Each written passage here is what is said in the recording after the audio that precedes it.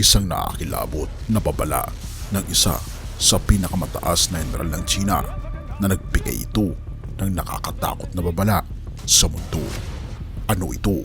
Halika, atin itong pag-usapan mga kaibigan.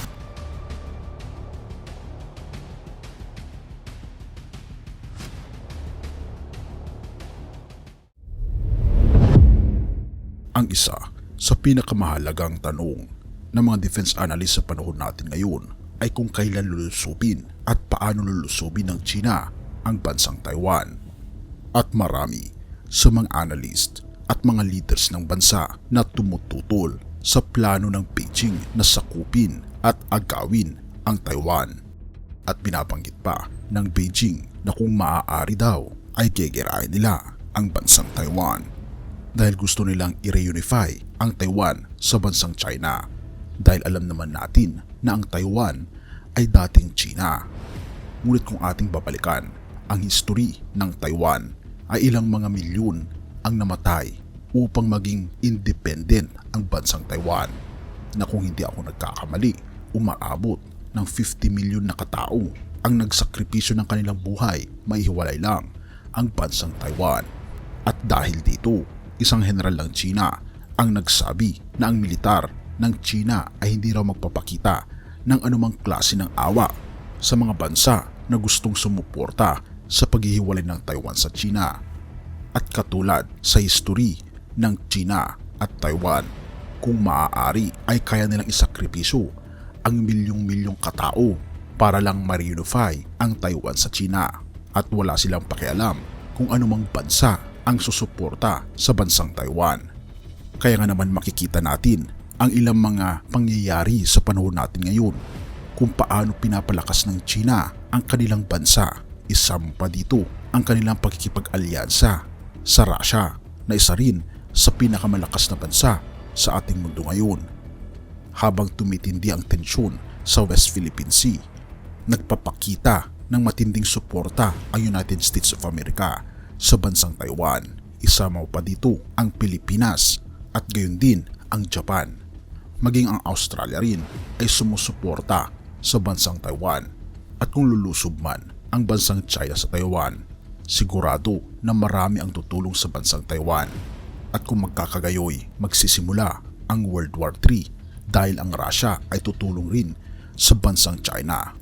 Habang nagkakaroon ng trilateral meeting, ang Japan, United States of America at ang Pilipinas, ang China rin sa kabilang banda ay pinatibay nito ang kanyang trilateral na relasyon sa Russia at North Korea.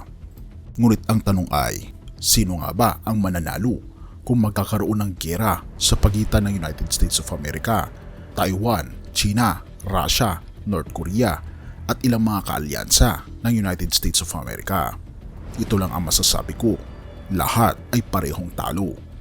Sapagkat kung ating babalikan ang history, kailan ba nagkaroon ng digmaan na walang sibilyang namatay?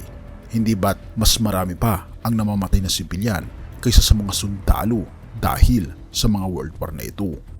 At milyong-milyon na mga tao ang isinakripisyo ang kanilang buhay, magkaroon lang ng kapayapaan ang kanilang mga bansa. At para sa akin, ayoko na ulit itong mangyari. Ngunit matigas ang puso ng China dahil sa pahayag ng isang Chinese general na hindi sila magpapakita ng anumang awa sa Taiwan o kanino man na tutulong sa bansang Taiwan na mahiwalay ito sa China.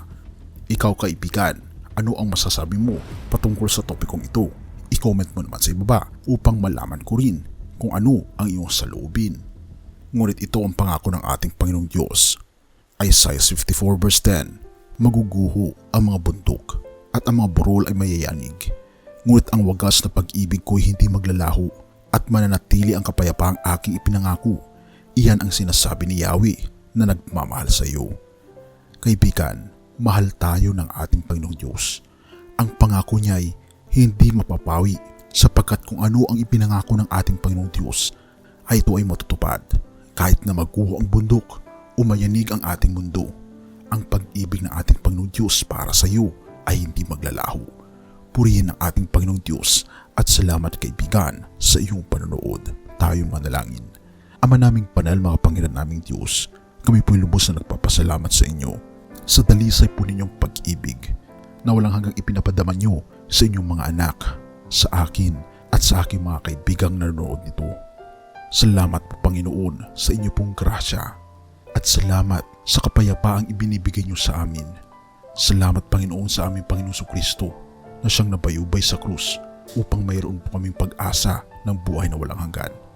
Bagaman nangyayari ang mga pangyayaring hindi po namin maintindihan sa aming mundo, amin pong hinahawakan ang pananampalataya buhat sa inyo na binabanggit sa Isaiah 54 verse 10, isang pangako po ninyo na hindi niyo po kayo papabayaan at mananatili ang inyo pong kapayapaan sa mga taong nagtitiwala sa inyo. Panginoon, mula ngayon ay nagtitiwala kami sa inyo. Salamat Panginoon sa inyo pong pag-ibig at kapayapaang ipinabadama sa amin. Purihin ka o aming Panginoong Diyos at patawarin po kami sa lahat ng aming pagkukulang at pagkakasala sapagkat ito aming samot hiling sa matamis na pangalan ng aming Panginoong Yesus. Amen.